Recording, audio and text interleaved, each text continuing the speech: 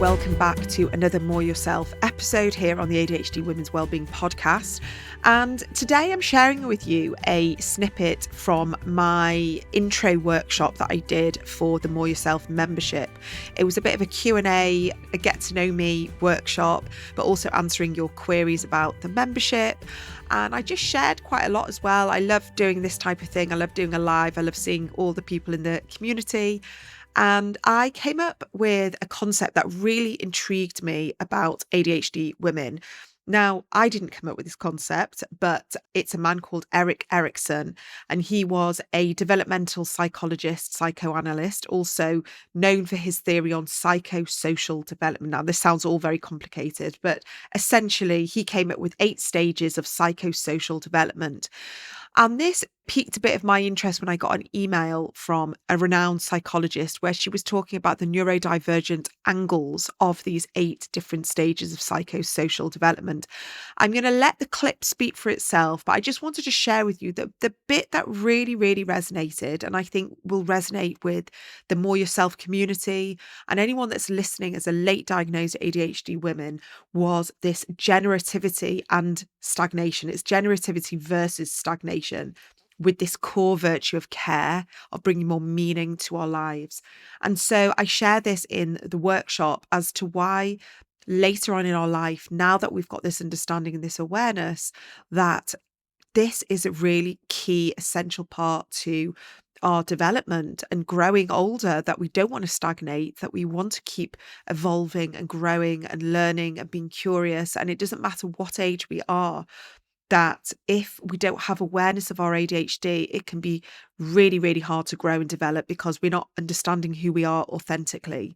So I'm going to play this clip. I really hope it resonates. And if you are still wondering about More Yourself and wondering what it's like, we have an amazing group of women. If it feels like you just want more support, more connection, more learning, more understanding, it's a really lovely space. It's super accessible, really low cost, and it's there for you to sort of dip in and dip out of. You can get all your money's worth and just, do everything, or you can just show it for some of the lives, or you can just connect with like-minded women. It's your choice, but I have created this space. I'm building on it. So I'm really excited about how this is going to evolve. And I'm also considering doing a live, real life, in-person meetup with the community members as well at some point, probably in the new year. This is a place for evolution and my place to bring more meaning. So if it does resonate with you, all the information's in the show notes, or just go on my website, which is adhdwomenswellbeing.co.uk, and you'll see the tab for More Yourself, and go and investigate for yourself, see if it's for you and it feels aligned.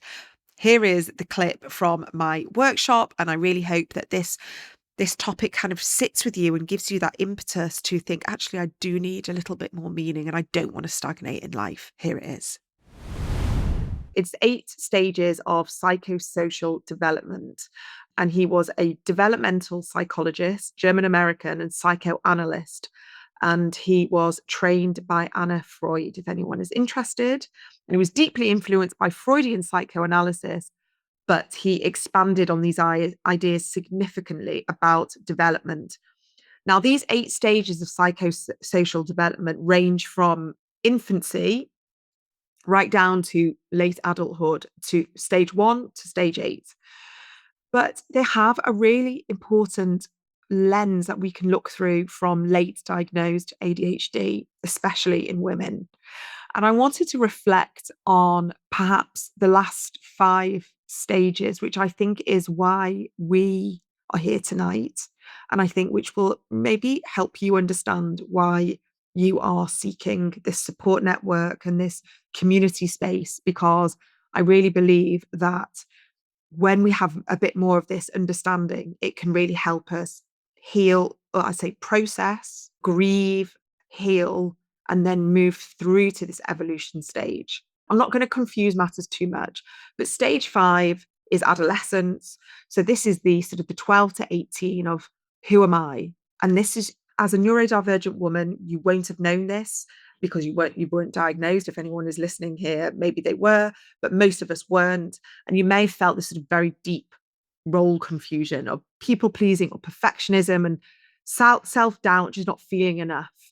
And we can often go back to those times. Many of us might go back to those times and see ourselves going through puberty or adolescence and really have struggled, whether it was at school, in family life, anything like that. And sometimes we need to go back and do a little bit of healing around that, where we didn't know what was going on. No one helped us, no one supported us.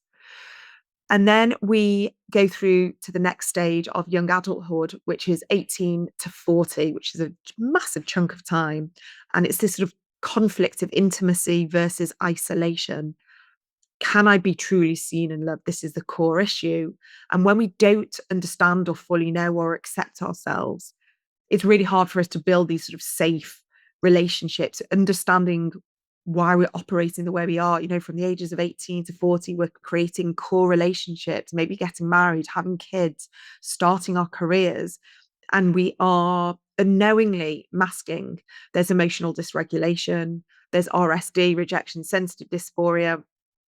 Burnout may have shown up, reared its head many a times, from this age throughout the different times. And there may have been broken connections, broken relationships, and loneliness, and really not quite understanding who your true self, or your true self wasn't seen.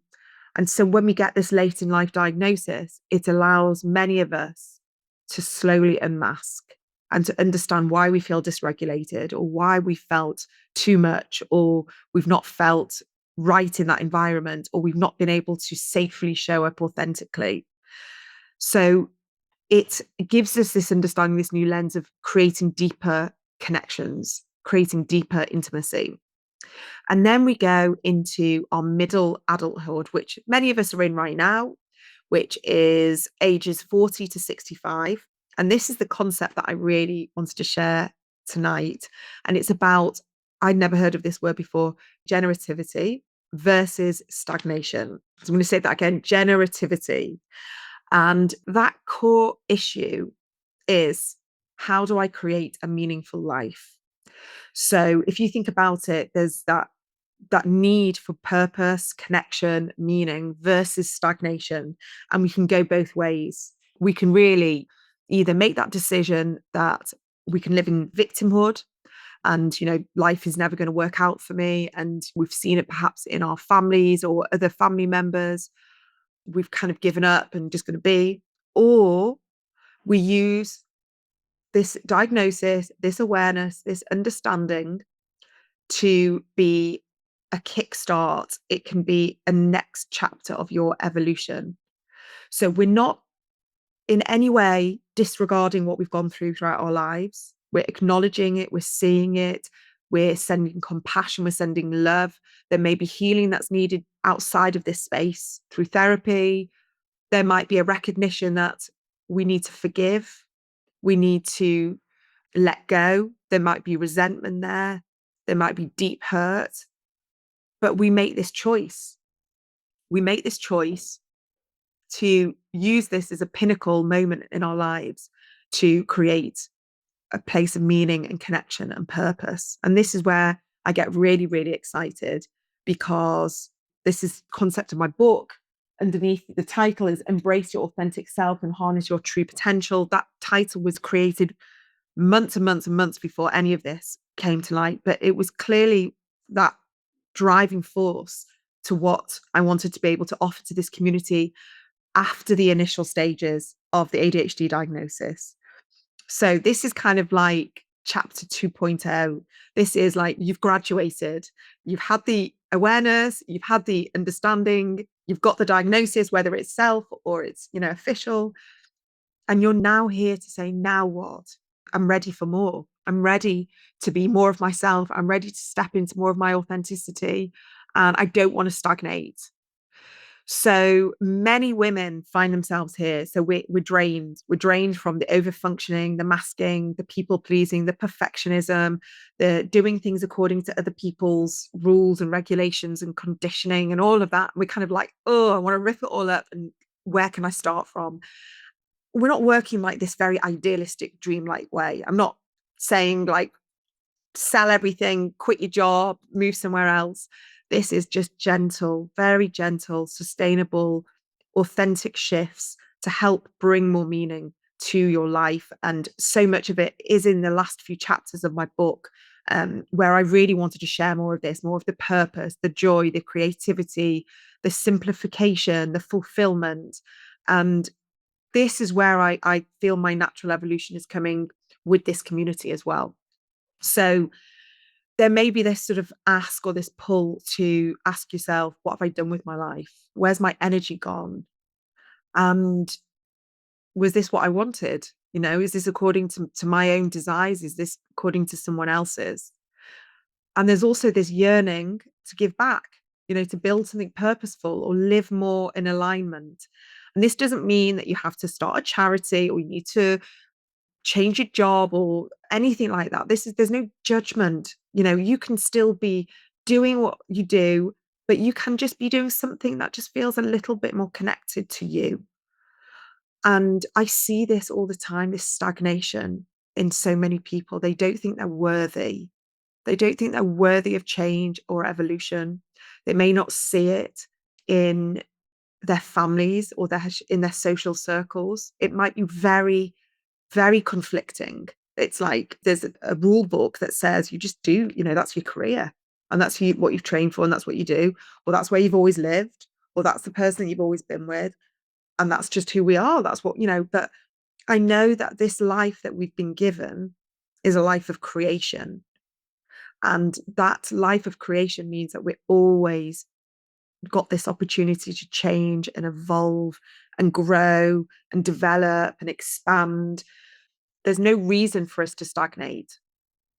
So what I wanted to share with this is that this is your turning point to lead this renaissance. That's what they've used, this word of creativity, of self-advocacy, of your self-expression and healing. So then you move into this reclamation of your identity after this late diagnosis, and knowing that this isn't just where you end. The diagnosis is not the end. This is the next evolution, is the beginning of this next chapter. And you're able to see things through this fresh understanding with more compassion, more knowledge. You're able to build more authentic relationships. There's no reason for anyone to not make brand new friends later on in life from a place of feeling much more authentic, much more, like you want to just strip everything bare, be really truthful, be really vulnerable. And I've had that many times where I've just had a conversation with someone who I tell more about who I am and my life story and my truth in the first 5 minutes of meeting than I have with some of my friends I've been friendly with for 20, 30 years. Life is too short to not find these meaningful connections and learn and grow and evolve. It always comes back to this, is like we are worthy of it. And for us to sort of grow into our purpose and no longer be weighed down by any of the shame or the guilt or the embarrassment or the misunderstanding or the masking, like we are able to do this. So this is the reason why I'm here today. This is why I wanted to share with you, I guess, more of a snippet into how we can become the more authentic version of ourselves, and whether that's going to be through well-being, lifestyle changes, little tweaks and tips and guidance and hints and ways that we can just sort of change those sort of little ways we do life, the routines, the structures that we do life. And I hopefully am going to be there to give you those nudges along the way and share and bring resources and create this community for everybody.